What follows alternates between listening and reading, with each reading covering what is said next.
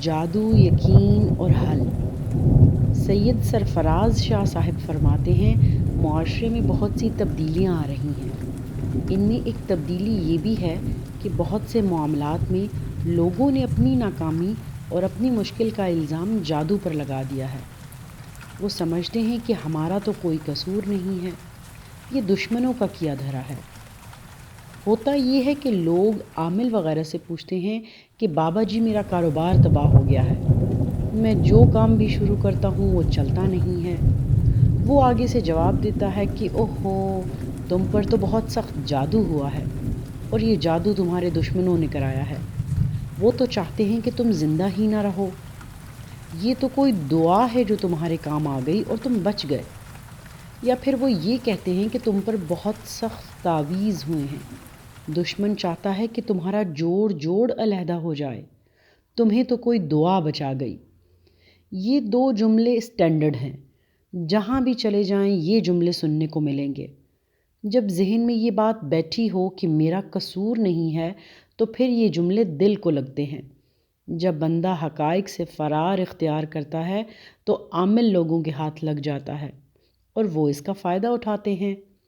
گہرائی میں جا کر دیکھا جائے تو پتہ چلے گا کہ 10,000 آدمیوں میں سے چند لوگ ہی ہوں گے جن پر واقعی ہی جادو ہوا ہوگا۔ باقی لوگوں کے ساتھ جادو والا معاملہ نہیں ہوگا۔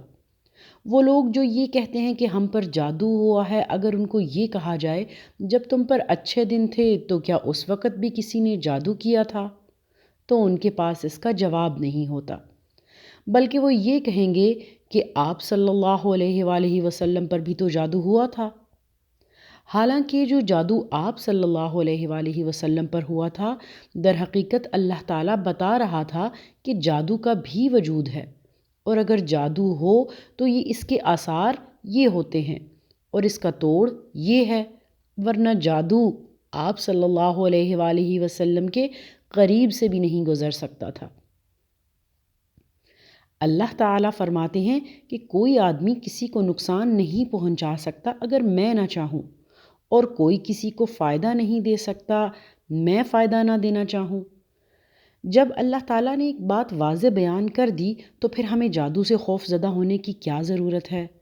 جادو تو اللہ تعالیٰ کے ماتحت ہے، اللہ تعالیٰ سے تو کوئی چیز آگے نہیں ہے، لہٰذا اپنا ایمان پختہ کرنے کی ضرورت ہے، کیونکہ جب ایمان پختہ ہوتا ہے تو پھر بندہ خوف زدہ نہیں ہوتا۔ جب خوف زدہ نہیں ہوتا تو پھر حالات سے لڑنے کی طاقت آ جاتی ہے اور کچھ عرصے کے بعد حالات بہتر ہو جاتے ہیں۔ ہمیں یہ سوچنا چاہیے کہ قرآن مجید میں اللہ تعالیٰ نے ایک بات کہی ہے کہ ہم لوگوں کے دنوں کو پھیرتے رہتے ہیں، ہر انسان پر اچھے دن بھی آتے ہیں اور برے دن بھی۔ اگر اچھے دن چلے گئے ہیں تو برے دن بھی نہیں رہیں گے۔